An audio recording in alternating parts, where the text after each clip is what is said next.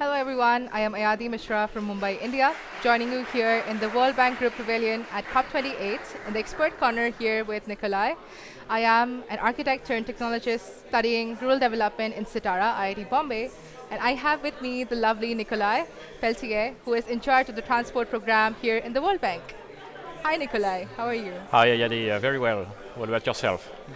So I have done a little bit about infrastructure as an architect, and we have also talked about urban infrastructure as well as the whole climate of COP28. Being a young person myself, I think my first question to you would be, what do you perceive the role of young people in the space of mobility, in the space of infrastructure to be as? Well, Yadi, I think the role of young people is essential. I mean, first because you are going to be the next generation, and you are going to face the effect of climate change. No? So you are even more concerned than we are about what the world is facing and the type of challenges that we have to resolve now. But also because in the global south, the population is usually younger, no? So for not only for transport, but for all sectors, a big part of the population are young people, and so we need to hear the voice of these people as users. And in transport, this is very important because there are a specific role that transport is playing for young people. I mean, the transport helps people to get access to jobs, to schools, to health services, and we've done some studies in Africa, in the Sahel, showing that one of the primary obstacles for people to go to school, for young people to go to school, is transport. And so we need to develop those solutions that can help the youth to get access to education, to health, to economic opportunities. Yeah. Because again, coming from the sector of architecture and being studying design, we've almost always talked about majorly public transport. So we have talked about the areas that it covers, but we almost always sort of miss the whole idea of the need of infrastructure. That's coming from the global south perspective, that even if you have ideas and different kinds of tech innovation, it requires a framework that has to be set in those countries already. And then also comes what you said, the third mile, that in the end, connecting the rural roads, connecting the houses to the schools, to the markets, that becomes the important backbone and the framework. So would you like to tell me a little bit more about what the World Bank has been doing in such developing countries in this space? Yes, absolutely. And Yedi, you're so right. There are 1 billion people in the world today who don't even have access to an all-weather road, something as simple as that. So just to give a scale of the transport challenge that we are facing. So at the World Bank, we try to work on solutions so that people can have access to transportation.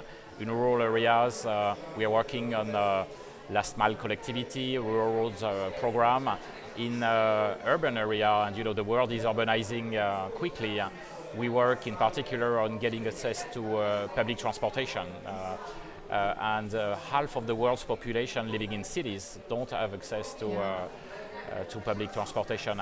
And in addition to working on this element of getting access to transportation, we want to do it in a clean, in a sustainable way. And so that's where this issue of transport decarbonization is so important. And right now, since we are at the COP today, I mean, this is one of the big priority that's moving forward. Yeah. There are 1 billion cars in the world today. If we don't do something about it, if we don't change course, there could be 2 to 3 billion cars in the world by 2050. So we need to find those solutions that are sustainable. I love that you were talking about not just the dependency on cars, but also how the shape of public transport is changing, and how, again, there could be solutions that would be almost band-aid solutions like electric cars, but then there are further more important little nuances to actually connect people, to truly connect people together. So touching on the part about, again, technology, innovation, and as you already talked about the Global South, I'm more interested to hear about any interesting or innovative ideas in technology or in the space of transportation in urban, rural any of these areas that you would like to talk about more?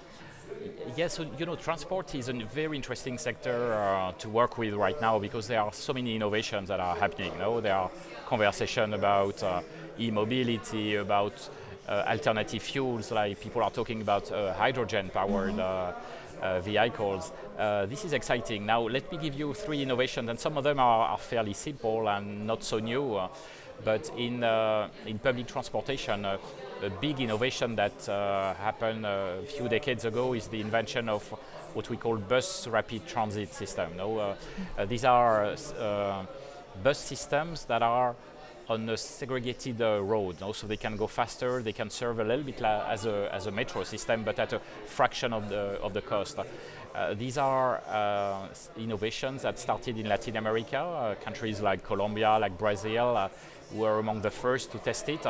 And now it has spread all over the world. And one of the things we are trying to do at the World Bank is to scale up these kind of solutions in as many cities as we can. And right now in Africa, this is a solution that makes a lot of sense. And we see a lot of cities who want to have BRT.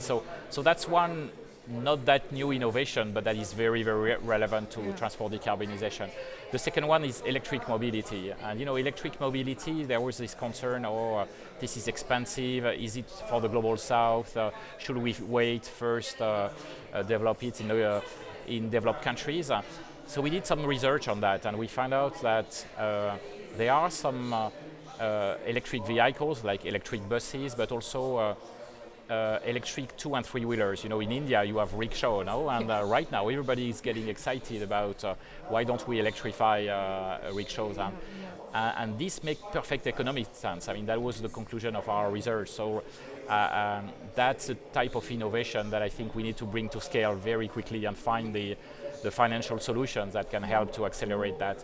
And the third example is what we call active mobility, and this is basically building bike lanes. With COVID, people rediscovered the benefits of biking and walking, and this can be a really nice complement to public transportation, because if you develop bike lanes next to BRT stations or metro stations, you can increase ridership, and you can increase the catchment area of those mass transit systems. So lots of innovation happening in transport, and an exciting time to be a transport professional. It's actually funny that you talked about electrifying not just the larger public transport, but also the smaller ones, like the tuk-tuks in India, which is something, again, I use the most after the COVID times to, again, go from home and back to the market. So I do see that the certain sector of energy itself plays an important part in transportation. And touching back upon where we are right now at COP, if you would give me just a brief summary, or maybe something that stuck up with you the most as your experience at COP. So this is my third COP, Eddie, so I haven't seen the whole story, but what struck me at this particular COP is I can see that there is a rising awareness that transport is a very important sector for if we want to reach our climate ambitions. It's the second emitter of GHG gases after energy. So if we don't tackle energy, transport, and agriculture, we can forget our climate ambitions. So I must say that transport has been a little bit in the background, on the back burner, on some of the climate conversation. But since Glasgow at COP26 2 years ago, it has come back on the radar now. And what is exciting in Dubai is that I can see that more and more people are talking about the urgency to decarbonize transport, and there are all these discussions about these innovations, about how to do it. So that's, I think, a positive signal that I get from this particular COP now. Thank you so much, Nikolai, for the conversation, and thank you everyone. Thank you, Eddie. Thank you everyone for coming here, and look forward to more such videos in the Expert Corner, again in the same series, and catch you up again.